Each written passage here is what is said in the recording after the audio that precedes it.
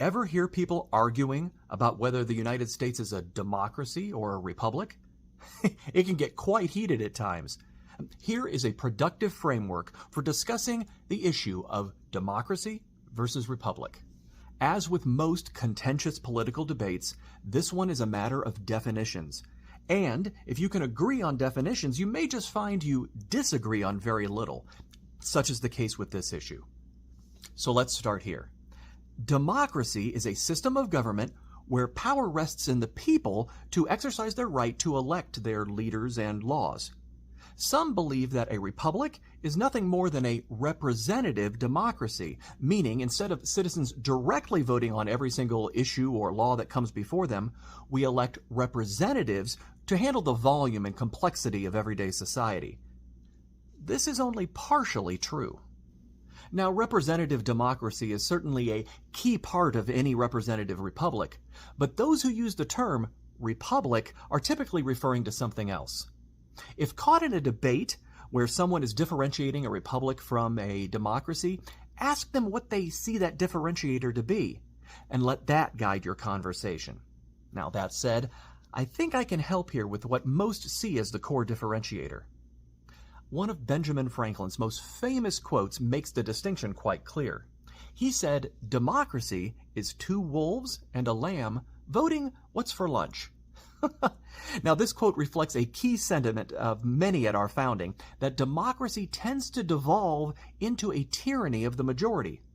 Our three branches of government, the Electoral College, deference to states, and other specific government restrictions built into our Constitution were installed to prohibit potential abuses from a tyranny of the majority. Now, what most mean when trying to distinguish a republic from a democracy is that our Constitution and the Bill of Rights within it guarantees certain rights and government restrictions regardless of how the majority votes. Now, these advocates for a Republican style of government, they recognize and value democratic institutions and the people's right to vote, of course.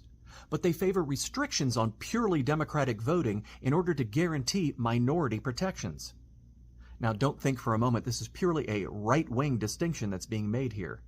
Of course, there are right-wing leaning individuals who like to say that we're not a democracy for whatever reason.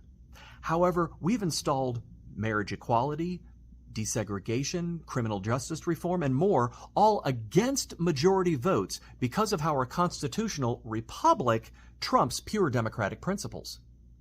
Thus, while there are a variety of definitions and interpretations that I encourage you to uncover before launching into any debate on this topic with anyone, I think it's pretty clear that we're aptly described as both a democracy and a republic. And so, I've got a way to define our system of government in such a way as to remove much of the confusion and unnecessary conflict.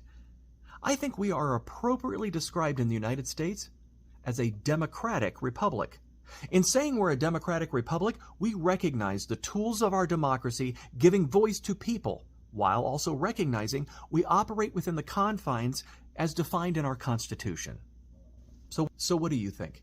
Is this framework of how to think of democracy versus republic helpful in our political debate? Let us know in the comments. If you can be kind and you can be curious, you can be in the comments. Like and follow for more.